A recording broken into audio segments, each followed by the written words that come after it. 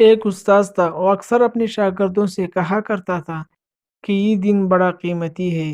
ایک روز ایک طالب علم کا جوتا پٹ گیا اور موچی کے پاس گیا اور کہا، میرے جوتا مرمت کرو، اس کے بدلے میں تمہیں دین کا ایک مسئلہ بتاؤں گا۔ موچی نے کہا کہ اپنا مسئلہ رکھ اپنے پاس، مجھے پیسے دے۔ طالب علم نے کہا، میرے پاس پیسے تو نہیں ہے۔ موچی کسی صورت نہ مانا اور بغیر پیسے جوتا مرمت نہ کیا۔ طالب علم اپنے استاذ کے پاس گیا اور سارا واقعہ سنا کر کہا، لوگوں کے نزدیک دین کی قیمت کچھ بھی نہیں۔ استاذ عقل مند تھے۔ طالب علم سے کہا کہ اچھا تم ایسا کرو، میں تمہیں ایک موتی دیتا ہوں، تم سبزی منڈی جا کر اسی قیمت معلوم کرو۔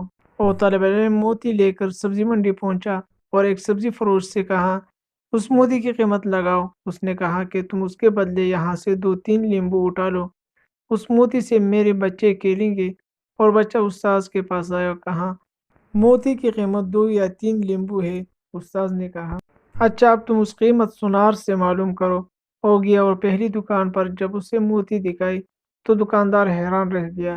اس نے کہا، اگر تم میری پوری دکان بھی لو تو بھی اس سے موتی کی قیمت پوری نہ ہوگی۔